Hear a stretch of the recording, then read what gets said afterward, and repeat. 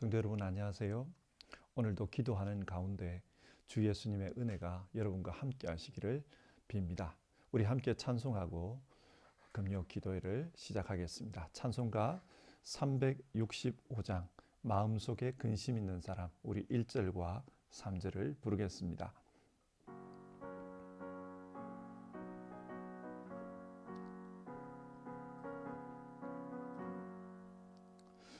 마음속에 근심 있는 사람 주 예수 앞에 달래어라. 슬픈 마음 있을 때라도 주 예수께 아뢰라. 주 예수 앞에 달래어라. 주 우리의 친구니 무엇이나 근심하지 말고 주 예수께 아뢰라. 괴로움과 두려움 있을 때에 주 예수 앞에 달래어라. 내일 일을 염려하지 말고 주 예수께 아뢰라. 주 예수 앞에 달래어라. 주 우리의 친구니 무엇이나 근심하지 말고 주 예수께 아뢰라. 아멘. 우리 같이 기도하겠습니다. 하나님, 이 시간 예수님의 이름으로 기도하는 모든 분들과 함께하여 주옵소서. 여러 종류의 어려움, 자신의 연약함, 마음의 간절함을 가지고 하나님께 기도드릴 때 하나님께서 위로부터 주시는 은혜와 위로를 경험하게 하옵소서. 우리는 무능하지만 우리의 기도를 들으시는 하나님은 전능하시니 그 하나님의 전능하심 앞에 우리의 문제를 내려놓을 수 있는 그런 믿음을 이 시간 허락해 주옵소서. 믿음으로 기도하는 가운데 우리의 심령 속에 하나님께서 주시는 힘, 하나님이 주시는 능력이 임하기를 바랍니다. 우리 주님 예수님의 이름으로 기도드립니다. 아멘. 오늘 우리가 함께 보실 성경 말씀은 느헤미야서 6장의 말씀입니다. 느헤미야 6장 15절과 16절의 말씀을 읽겠습니다. 성벽 공사는 52일 만인 엘룰월 25일에 끝났다. 우리의 모든 원수와 주변의 여러 민족이 이 소식을 듣고 완공된 성벽도 보았다. 그제서야 우리의 원수는 이 공사가 우리 하나님의 도움으로 이루어진 것임을 깨달았다. 그래서 그들은 기가 꺾였다. 아멘. 오늘 이 말씀을 살펴보는 가운데 하나님의 은혜가 우리에게 있기를 바랍니다. 우리의 삶에는 끊임없이 어려움이 발생합니다. 마치 바닷가에 서 있으면 파도가 밀려왔다 밀려가는 것처럼 그렇게 어려움이 찾아왔다 물러갔다 또 찾아왔다 물러갔다, 그것이 반복됩니다. 그런데 이런 어려움을 우리가 보면서 좀 분별할 수가 있어요. 어떤 어려움은 정말 자연적인 어려움입니다. 그러나 어떤 어려움은 영적인 이유로 발생하는 어려움이 있습니다. 베드로전서 5장 8절의 말씀입니다. 정신을 차리고 깨어 있으십시오. 여러분의 원수 악마가 우는 사자같이 삼킬 자를 찾아 두루 다닙니다. 베드로는 마귀의 공격 때문에 생겨나는 어려움이 있다, 우리에게 그렇게 말합니다. 인간사에서 일어나는 자연적인 어려움들은 우리의 삶을 때로는 성숙시키기도 하고 또 우리의 인간사에 있어서 어쩔 수 없는 부분이 있기도 합니다. 그러나 이런 영적인 이유에서 생겨나는 어려움들, 마귀로 인한 어려움, 이 어려움은 우리가 반드시 이겨야 할 어려움입니다. 근데 여러분, 마귀가 어떤 방식으로 믿는 사람들을 공격해 온다고 합니까? 무서운 영화에서 보듯이 어두운 혼령이 밤마다 찾아와서 사람을 괴롭히는 그런 방식일까요? 만약 그렇다면 사람들은 단번에 알아차릴 것입니다. 그리고 영적으로 깨닫고 잘 대비할 것입니다. 그러나 마귀는 머리에 뿔 달린 그런 괴물의 모습으로 찾아오지 않습니다.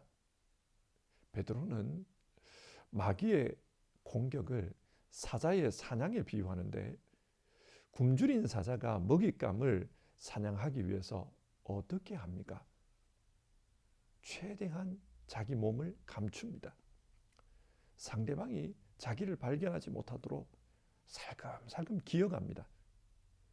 그래서 상대방이 방심하고 있을 때 뒤에서 덮쳐서 갑자기 넘어뜨립니다. 사자는 그렇게 공격합니다. 그처럼 마귀 역시 지금 마귀가 공격하고 있다, 그것을 모르게 찾아올 때가 많습니다. 그래서 우리로 하여금 영적으로 완전히 무너지게 만드는 그런 일들이 우리 가운데 벌어집니다. 느헤미야서 4장부터 6장까지의 말씀은 예루살렘 성벽 공사를 할 때 느헤미야가 당했던 어려움에 대해 말하고 있습니다.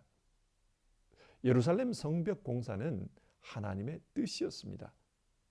하나님께서 무너진 이스라엘 공동체를 다시 세우라, 그것을 명령한 것입니다. 그런데 그 공사 중에 계속해서 어려움이 발생합니다. 어떤 어려움입니까? 느헤미야서 4장을 보면 주변의 여러 부족들이 예루살렘을 공격할 계획을 세웠다고 합니다. 지금까지 예루살렘은 성벽이 없었습니다. 예루살렘 성이라고 부르지만 성벽이 없어요. 그래서 외부의 적들이 쳐들어오면 무방비 상태였습니다. 그렇기 때문에 주변의 총독이나 주변의 관리들이 예루살렘을 자기들 마음대로 다룰 수 있었습니다. 그런데 느헤미야가 와서 예루살렘 성벽을 세웁니다. 주변 관리들이 보기에 이 성벽이 완성되면 예루살렘은 이제 자기들의 손아귀에서 벗어날 수가 있습니다. 그래서 공사에 정신없는 예루살렘 사람들을 지금 당장 급습하자, 기습하자, 그렇게 제안합니다. 그렇게 기습 공격하면 이 사람들이 성벽 공사를 완성하지 못할 것이다, 그렇게 계산한 겁니다. 외부적인 어려움이 있었습니다. 군사적인 위협입니다.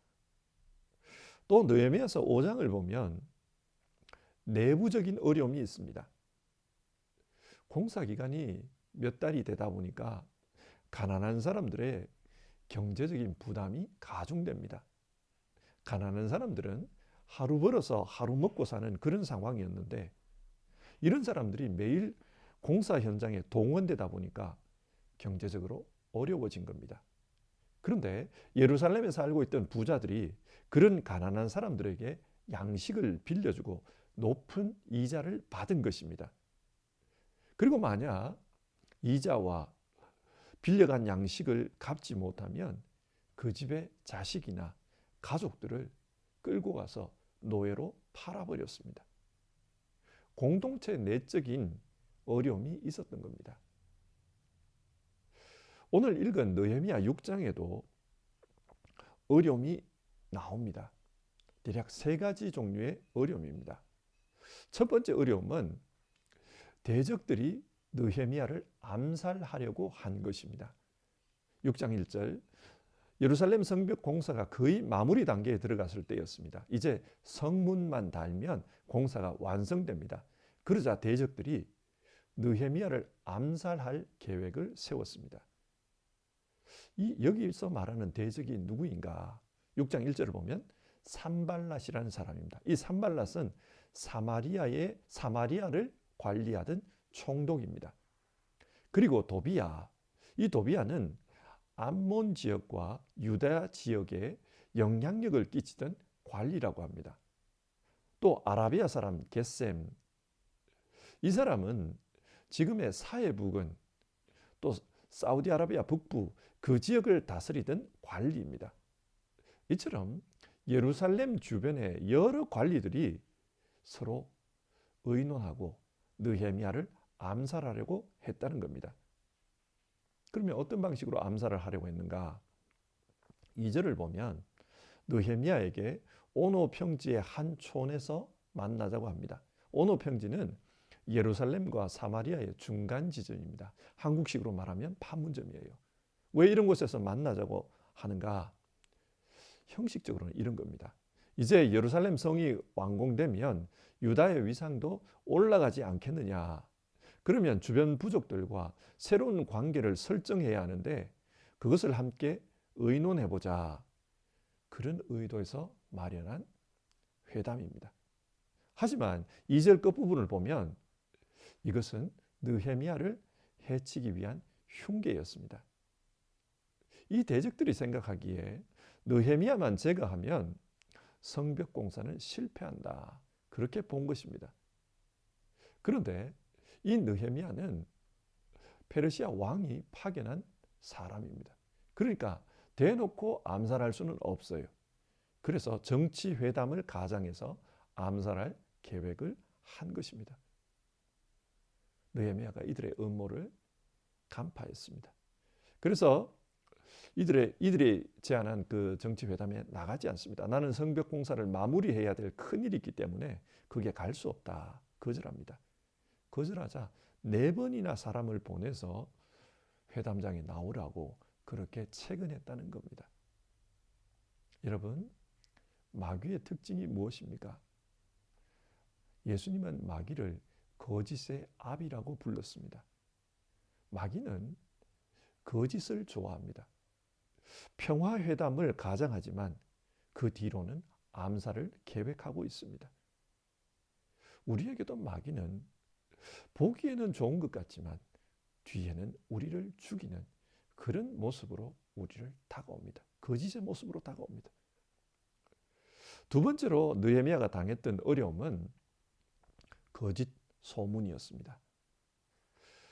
느헤미야가 자신들의 회담에 응하지 않자 이번에는 외교가에 거짓 소문을 퍼뜨립니다. 어떤 거짓 소문입니까? 2가지 내용이 성경에 나오는데요. 첫 번째 거짓 소문은 6절.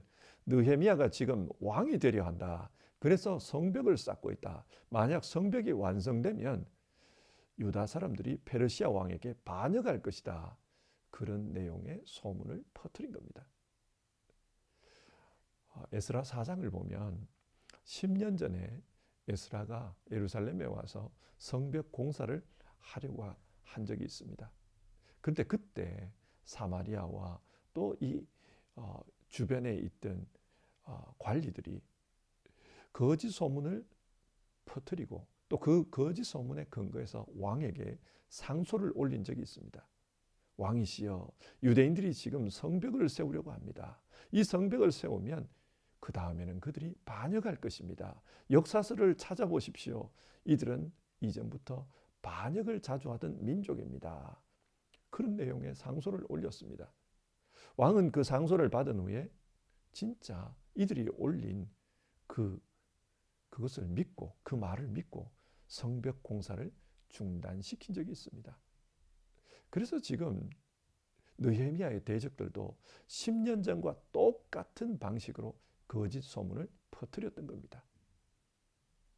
두 번째 거짓 소문은 7절을 보면 지금 느헤미야가 왕이 되기 위해서 선지자를 고용했다. 그런 소문을 퍼뜨린 겁니다. 유대 전통에서는 왕이 될 때 선지자가 이 사람은 하나님이 택한 사람입니다. 그렇게 하나님의 신탁을 선포하고 그 다음에 그 사람의 머리에 기름을 붓지 않습니까? 그래서 하나님의 뜻을 선포할 그런 선지자를 매수해서 이 느헤미야가 고용했다는 거예요. 그리고 이 소문을 사람들 사이에 퍼뜨립니다. 마치 느헤미야가 지금 왕이 되기 위해서 자신의 개인적인 욕심을 채우기 위해서 성벽 공사를 하고 있는 것처럼 그렇게 소문을 낸 겁니다. 이렇게 되면 유대 공동체 내에 분열이 일어나게 됩니다. 우리가 느헤미야에게 속았다. 그러면서 분노하는 사람들이 생길 겁니다. 그래서 스스로 분열되고 스스로 싸워서 이 성벽 공사가 무산되도록, 공동체가 무너지도록 그렇게 계획한 것입니다. 지금 이 느헤미야를 상대하는 대적자들은요, 굉장히 노련한 정치인들입니다. 정치꾼들이에요. 어떤 계산을 가지고 있냐면은, 너 지금 이런 소문들 들었지? 이런 소문을 무마하려면, 원만하게 해결하려면 빨리 회담장으로 나와. 그것을 무언의 압박을 넣고 있는 겁니다. 그런데 계속해서 회담장으로 안 나오면은 소문이 더 퍼지겠죠. 그리고 이 소문을 무마하기 위해서 회담장으로 나오면 그때 암살하려고 하는 겁니다. 아주 노련한 정치꾼들이에요. 느헤미야는 이런 사실들을 알고 있었습니다. 그래서 그 소문은 사실이 아니다, 그렇게만 말하고 더 이상 그들과 상종하지 않습니다.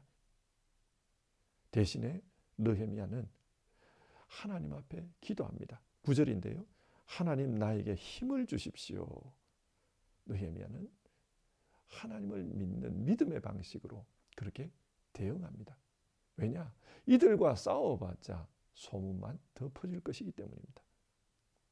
그리고 느헤미야가 당했던 세 번째 어려움은 선지자들이었습니다. 선지자들을 통해 대적들이 회유한 것입니다. 10절을 보면 평소 느헤미야가 가깝게 지냈던 스마야라는 사람이 있었는데 그 사람이 얼굴이 보이지 않았어요. 며칠간 얼굴이 안 보이니까 느헤미야가 그를 찾아간 겁니다. 이 스마야라는 사람은 한편으로는 제사장이고 또 한편으로는 선지자였습니다. 느헤미야가 찾아가자 이 스마야가 말하기를 자객들이 그대를 죽이러 올 것입니다. 그러니 하나님의 성전, 성소에다 당신의 몸을 숨기십시오. 그리고 출입문을 걸어 잠그십시오. 그렇게 예언을 한 겁니다. 이 예언의 말씀을 듣고 느헤미야는 절대 그럴 수 없다고 했습니다. 왜 그럴 수 없다고 했는가? 성전, 성소에는 제사장 외에 일반인은 들어갈 수 없기 때문입니다. 그리고 자기는 일반인이에요. 아무리 상황이 급해도 하나님의 말씀을 어기고 거기에 숨을 수는 없습니다. 그래서 거절한 겁니다. 그런데 시간이 좀 지나고 보니까 이 스마야라는 사람이 자기에게 왜 그런 말을 했는지 그 이유를 알게 된 거예요. 12절인데요. 그는 대적인 산발락과 도비야에게 매수가 되었습니다. 그들에게 뇌물을 받고 거짓 예언을 한 것입니다.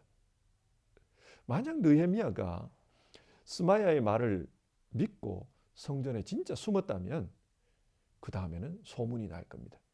느헤미야는 자기 살려고 하나님의 말씀을 어기고 성전에 숨은 사람이다.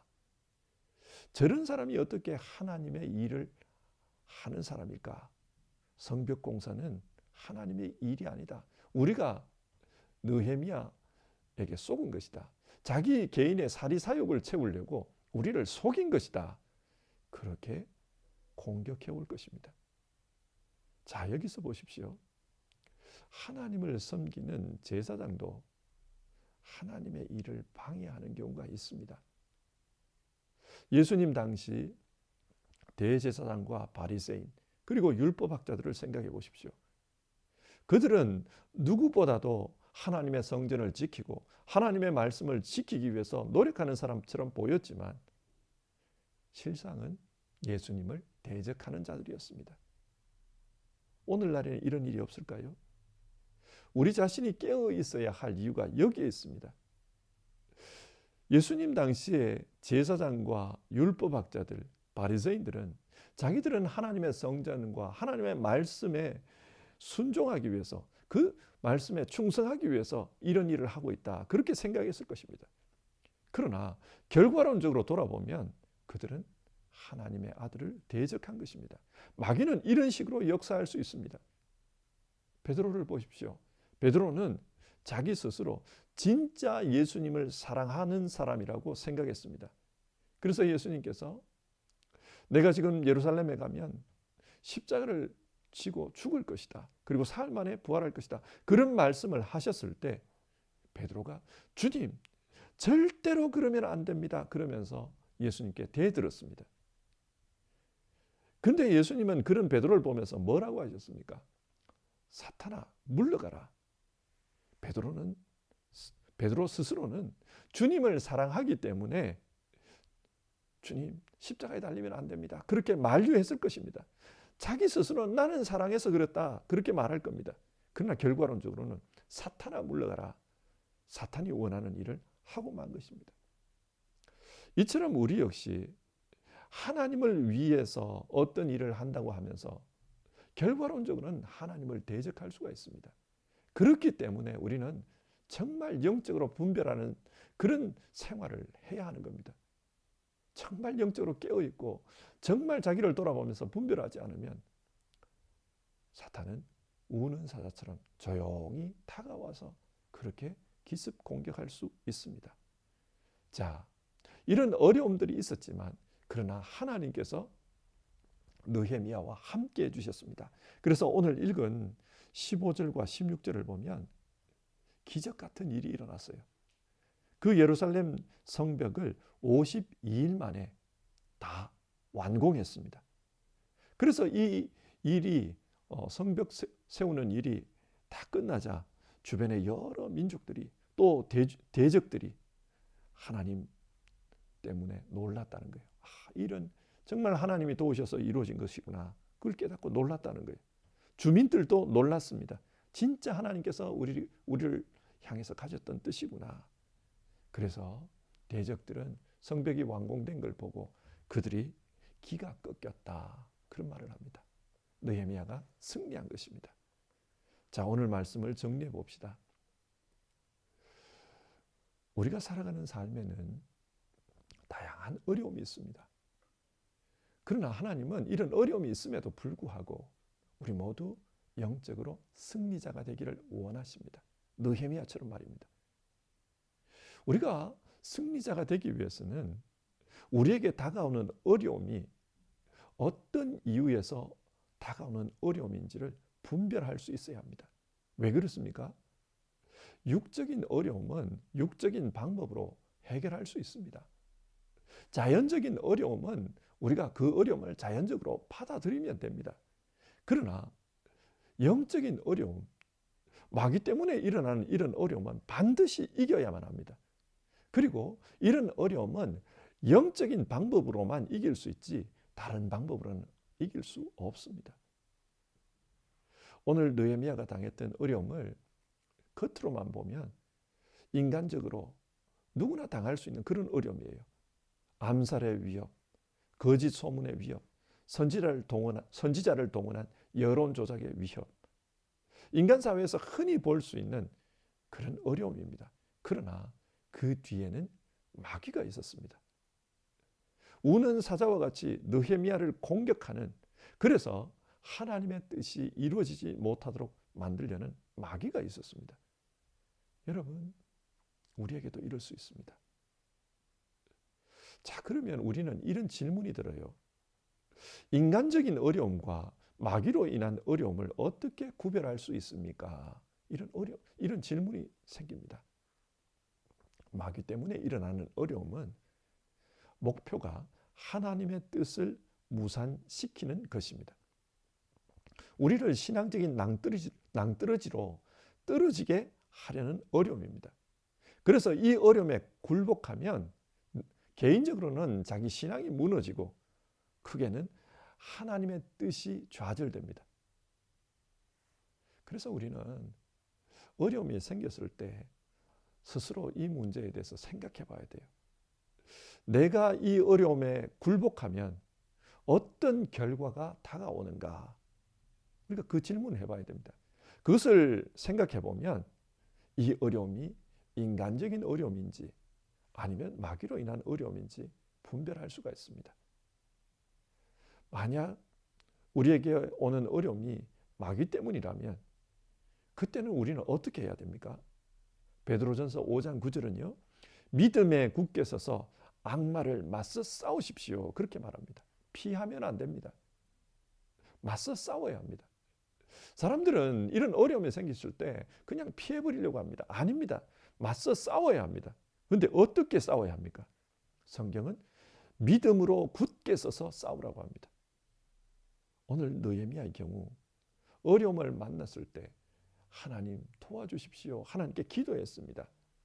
상대방이 자기를 암살하려고 하고 또 여론전을 통해서 자기를 모함하려고 할 때 똑같이 칼로 싸우거나 여론전을 펼치지 않았습니다. 그는 믿음으로 싸웠습니다. 우리도 믿음으로 싸우라고 합니다. 그런데 믿음으로 싸우는 것이 어떤 겁니까? 에베소서 6장은 하나님의 전신갑주를 입는 것이라고 했습니다. 하나님의 전신갑주, 성령의 전신갑주를 입는 것은 하나님의 말씀과 기도로 무장하는 것입니다. 그래서 더욱더 하나님을 간절히 붙드는 것입니다. 영적인 싸움에서 이기는 방법은 말씀과 기도로 더욱더 하나님을 의지하는 것, 그것입니다. 하나님은 자기 백성을 외면치 않습니다. 어떻게 알 수 있습니까? 십자가에 달리신 예수님을 보십시오. 예수님은 자기 자신을 내주기까지 우리를 위해서 싸우셨습니다. 자기 생명을 걸고 우리를 위해 싸워주셨습니다. 우리는 이 하나님을 의지하고 이 하나님께 피하면 하나님께서 싸워주십니다. 이것이 우리가 싸울 믿음의 싸움입니다. 어려움이 생기면 예수님께 피하고 예수님 붙들고 예수님 말씀 의지해서 믿음의 길을 가면 주님께서 우리 가운데 역사해 주십니다. 성도 여러분, 우리 가운데 어려움이 있다면 이 어려움의 성격을 분별합시다. 그리고 이것이 영적인 싸움이라면 믿음으로 싸워서 이깁시다. 우리 이 시간요 함께 찬송하고 나는 믿음으로 싸우겠습니다. 그리고 믿음으로 싸워서 주 예수님의 이름으로 이기겠습니다. 우리 이 시간 다짐하고 기도해 봅시다. 357장인데요. 주 믿는 사람 일어나, 우리 1절 같이 부르겠습니다.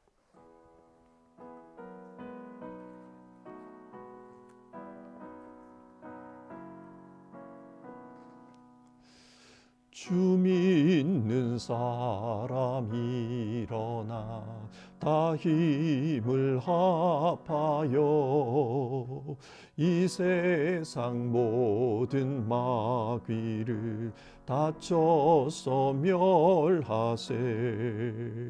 저 앞에 오는 적군을 다 싸워 이겨라. 주 예수 믿는 힘으로 온 세상 이기네. 믿음이 이기네. 믿음이 이기네. 주 예수를 믿음이 온 세상 이기네. 아멘. 우리 이 시간 오늘 말씀을 생각하면서 첫 번째 기도를 같이 들어봅시다. 우리에게 어려움이 생기는 이유는 다양합니다. 그러나 그 다양한 이유 중에 하나는 마귀 때문입니다. 영적인 싸움입니다. 성경은 이런 영적인 싸움을 우리가 만났을 때 그때 믿음에 굳게 서서 마귀와 맞서 싸우라고 권면합니다. 이런 기도를 해봅시다. 하나님, 내게 어려움이 올 때 그 어려움이 무엇 때문인지 분별할 수 있는 지혜를 주시옵소서. 그리고 그 어려움이 마귀 때문이라면, 영적인 싸움이라면 피하지 않고 믿음으로 싸워 이기게 하옵소서. 말씀과 기도 가운데 더욱더 우리 주 예수님을 의지하고 주 예수님의 싸우심을 경험하는 우리 되게 하옵소서. 우리 이 시간 같이 기도해 봅시다. 사랑 많으신 하나님 아버지, 우리가 이 땅에 살면서 아버지 하나님, 우리가 어려움을 당할 때 그 어려움에서 분별할 수 있도록 도와주시옵소서. 하나님 아버지, 어려움을 당해서 한숨 쉬고 어려움 당해서 실족할 때도 있습니다. 아버지 하나님, 어려움에서 시작해 없소서. 하나님,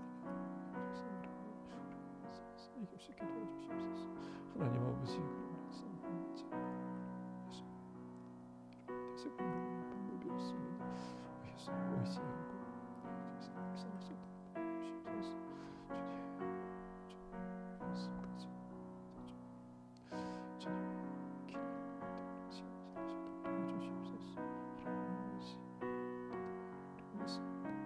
아버지 하나님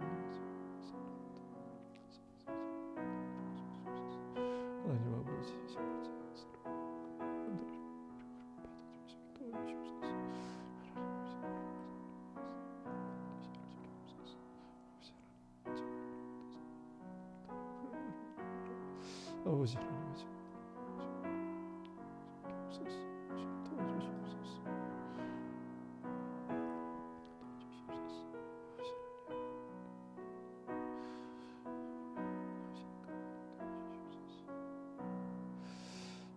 우리 두 번째 기도 제목으로 기도하겠습니다. 두 번째 기도 제목은 각자의 가정을 위한 기도입니다. 5월은 가정의 달입니다. 오늘은 5월 마지막 금요일인데요. 이 가정의 문제를 두고 하나님 앞에 기도합시다. 하나님, 우리의 가정이 건강한 믿음의 가정 될 수 있도록 도와주시옵소서. 우리 그렇게 기도합시다. 가정은 부모와 부부와 또 부모 자식 간의 관계로 이루어집니다. 그래서 부모님을 위한 기도를 드려봅시다. 혹시 부모님이 연로하신 그런 경우라면 그 부모님들을 하나님 지켜달라고 우리 그렇게 기도합시다. 또 부부간에 믿음의 근거에서 정말로 믿음 안에서 한 몸이 되어 신뢰하며 사랑하며 살 수 있게 해달라고 우리 부부 문제를 두고 기도합시다. 그리고 부모 자식 간에 정말 하나님이 주시는 그런 지혜와 또 말씀으로 훈계해서 정말 바른 관계의 부모 자식이 될 수 있도록 그 자녀를 위해서도 우리 같이 기도해 봅시다. 기도하겠습니다. 사랑 많으신 하나님 아버지 하나님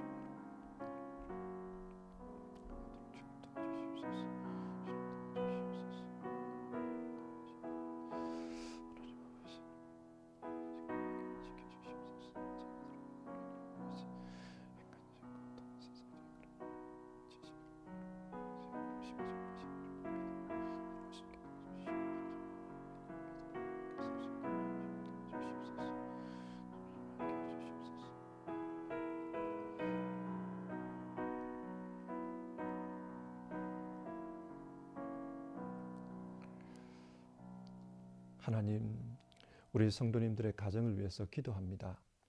5월은 가정의 달인데 우리 성도님들의 가정이 다 건강한 가정, 주님 안에서 건강한 가정 다 되게 하여 주시옵소서. 하나님, 부모님들을 위해서 기도합니다. 부모님들이 연로하셨고 또 건강이 좋지 못한 경우가 있거든. 하나님 도와주시기를 바랍니다. 하나님 앞에 서는 그날까지 하나님 육신의 어려움으로 말미암아 고난당하다가 하나님 앞에 서지 않도록 도와주시기를 간절히 기도드리고 주님이 주시는 그런 은혜가 그 인생에 함께하기를 바랍니다. 하나님 정말 하나님 앞에 서는 그날을 정말로 기쁨으로 고대할 수 있게 도와주시옵소서. 그 마음속에 천국의 소망으로 가득할 수 있게 도와주시옵소서. 그래서 이 땅에서 사는 하루하루가 즐거운 날이 될 수 있게 도와주시고, 그리고 하나님 앞에 서는 것이 정말로 기쁘고 감사한 일이고 우리 인생이 완성되는 날임을 알기 때문에 하나님 정말로 담대함으로 노년의 삶을 살아가는 부모님들 다 되도록 도와주시옵소서. 하나님 또 우리 성도님들의 부부 사이가 정말로 하나님 말씀하신 대로 주님께서 맺어주신 한 몸으로서 사랑과 신뢰가 넘치는 그런 부부가 될 수 있도록 주님 도와주시옵소서. 하나님 현대사회에 부부간에 여러 어려움이 있는 것을 봅니다. 하나님 도와주시기를 바라고 여러 조건들 속에 하나님 어려움들이 있지만 그러나 하나님 주시는 은혜로 부부로서의 아름다운 관계를 맺어갈 수 있도록 우리 성도님들의 가정을 지켜주시옵소서. 하나님 또 우리 성도님들의 그 부모와 자녀와의 관계도 아름다운 관계가 될 수 있기를 바랍니다. 세상적인 가치관이나 부모가 살아온 경험들을 자녀에게 전달하기보다는 하나님 말씀의 근거에서 믿음으로 양육할 수 있게 도와주시고 정말로 그래서 자녀들에게 아름다운 하나님 사람을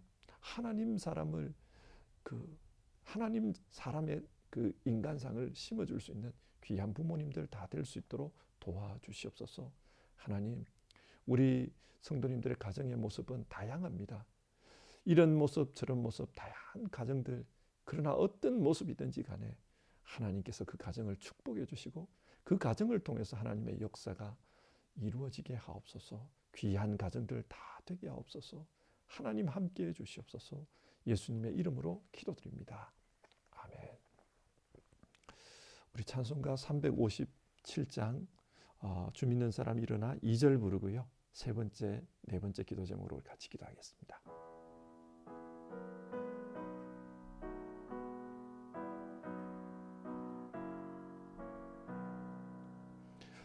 온 인류 마귀 궤율로 큰 죄에 빠지니 진리로 띠를 띠고서 늘 기도드리세.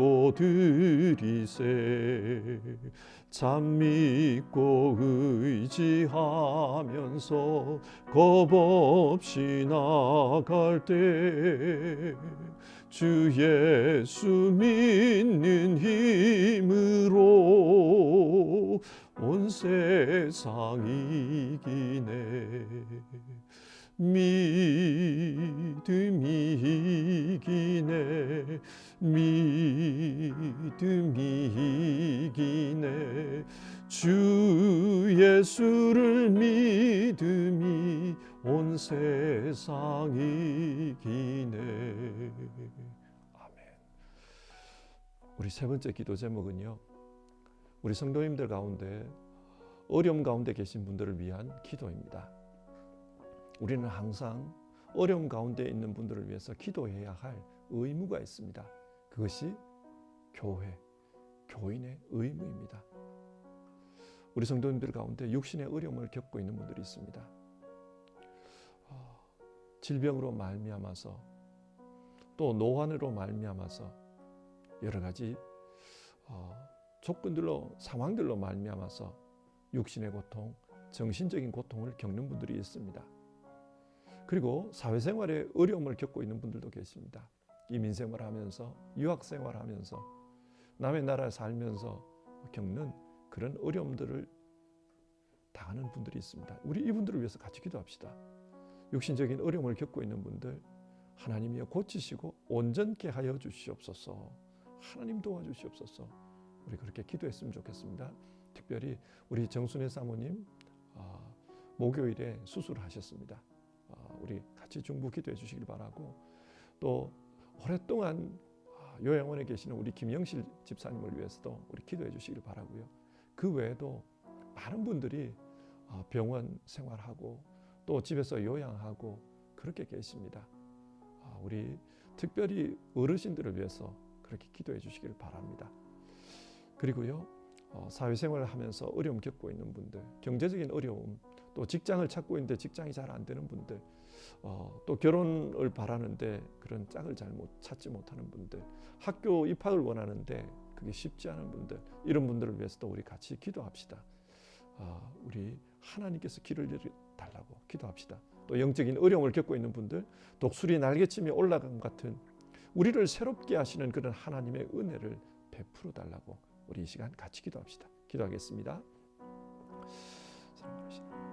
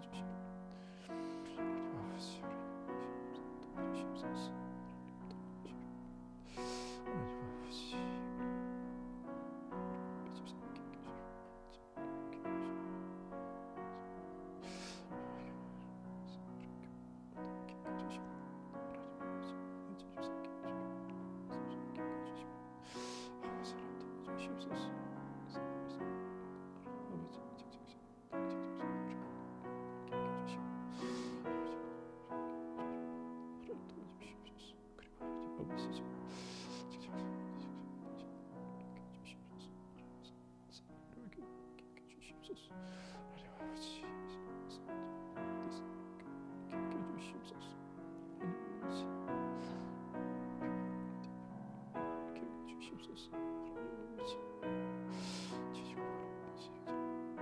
주시옵소서. 주시옵소서. 하나님 아버지 도와주시옵소서.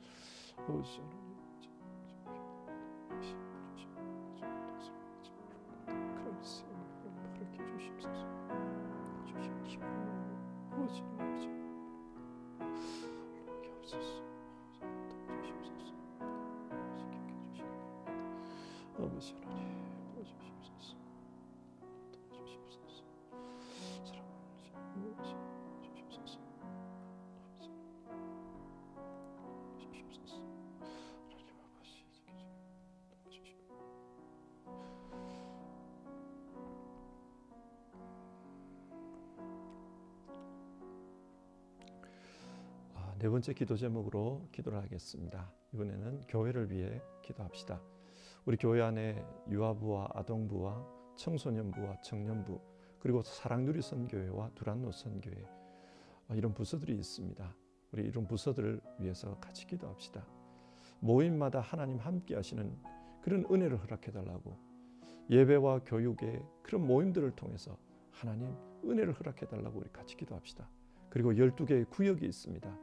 이 구역 모일 때마다 하나님 사랑을 느낄 수 있게 주시옵소서. 하나님, 우리가 이방 땅에서 외로운 그런 삶을 살더라도 이 구역을 통해 하나님 영적으로나 또 우리의 육신의 삶에 있어서나 많은 위로를 받고 성도의 신앙의 교제가 온전하게 이루어지는 그런 구역들 되게 해달라고 같이 기도합시다. 그리고 10개의 부서가 있습니다. 우리 이 부서들 예배, 교육, 선교 이 일을 하는 데 있어서 하나님 앞에 충성될 수 있기를 우리 같이 기도합시다.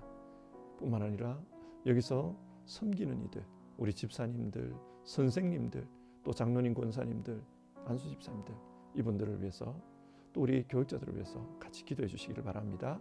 교회를 위해서 기도하겠습니다. 사랑하신 하나님 아버지, 우리를 도와주시기 바랍니다. 하나님께서 우리를 붙잡아주시고 교회를 위해서 역사를 나타내시도록 도와주시옵소서. 아버지, 교회를 통해서 도와주시옵소서.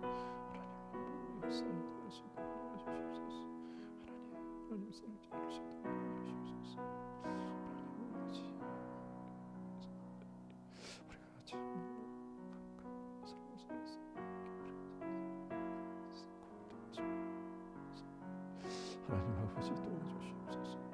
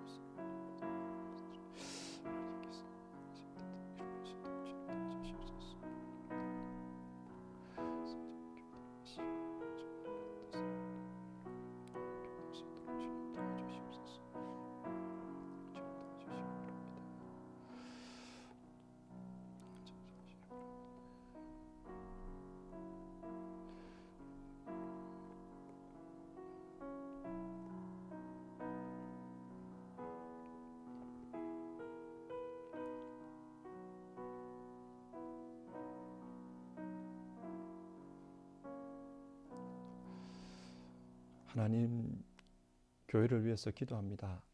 berlin 소망교회 하나님께서 세워주셨고 지금까지 이날까지 하나님께서 이끌어 주셨습니다.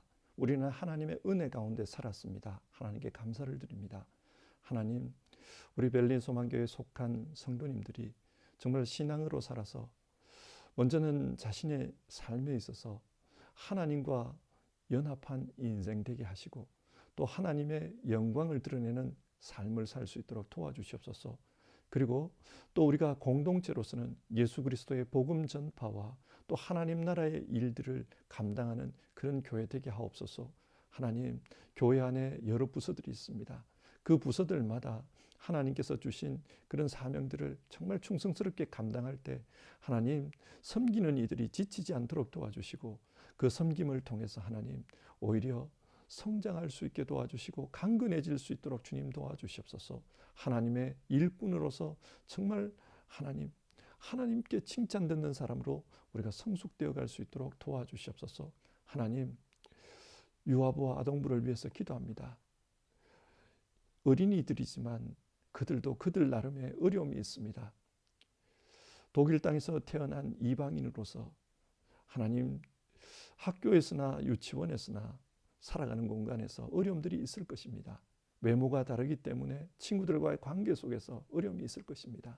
그 아이들 하나님 바른 정체성을 가지고 하나님의 자녀들로 거룩하게 그리고 귀하게 자라갈 수 있도록 하나님 함께해 주시옵소서. 하나님, 청소년들을 위해서 기도합니다. 이제는 청소년들 부모의 그 품을 떠나서 자기의 생각을 가지게 되고 자기의 가치관을 가지게 됩니다. 하나님, 그런 가운데 정말 신앙적인 가치관 가질 수 있도록 도와주시옵소서. 세상의 지식을 배우고 또 세상의 여러 가지 것들을 접하기 때문에 세상 사람 되지 않도록, 세속적인 사람 되지 않도록 하나님 도와주시옵소서. 신앙인으로 건강하게 자라갈 수 있도록 청소년들과 함께 해주시옵소서. 하나님, 청년들 기억해 주시옵소서. 이 땅에서 태어난 2세들과 또 유학생들, 하나님, 이제 자신들의 진로를 위해서 학업을 하고 또 한 걸음 한 걸음 무엇을 해야 될지 늘 결정하면서 나아가게 됩니다. 그때마다 하나님 도와주시기를 바라고 하나님 동행해 주심으로 그들의 인생이 하나님께서 원하시는 길로 나아가도록 항상 함께해 주시옵소서. 하나님, 또 우리 장년들 기억해 주시옵소서. 사랑누리 선교회 분들 하나님 건강을 지켜주시길 바라고 또 그 삶 속에 정말 하나님을 향한 진실함이 있을 수 있도록 도와주시옵소서.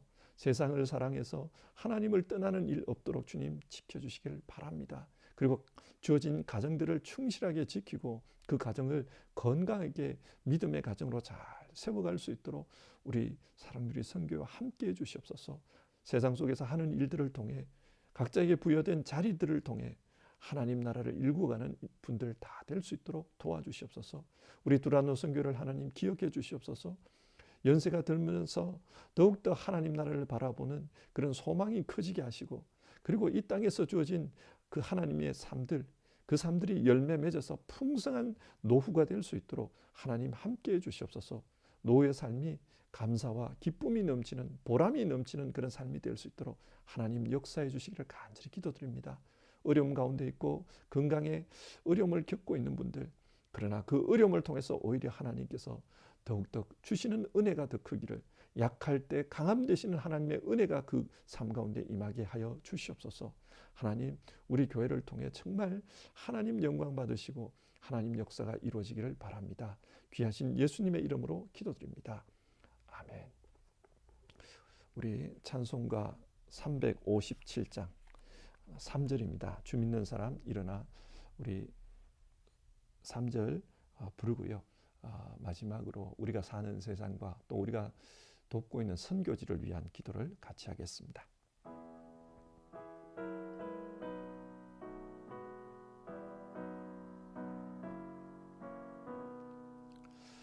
끝까지 이긴 자에게 흰 옷을 입히고 또 영생 복을 주시니 참 기쁜 일일세. 이 어두운 세상 지나서 저 천성 가도록 주 예수 믿는 힘으로 온 세상 이기네. 믿음이 이기네. 믿음이 이기네. 주 예수를 믿음이 온 세상 이기네. 같이 기도합시다. 우리 교회가 돕고 있는 선교지들 그리고 또 우리가 살고 있는 이 세상을 위해서 하나님 앞에 기도합시다. 코로나가 많습니다. 전쟁으로 말미암아서 어려움이 있습니다. 하나님 혼란스러운 이 세상 하나님 도와주시옵소서. 우리 같이 기도합시다. 사랑하시는 하나님 아버지 도와주시옵소서. 사랑하는 세상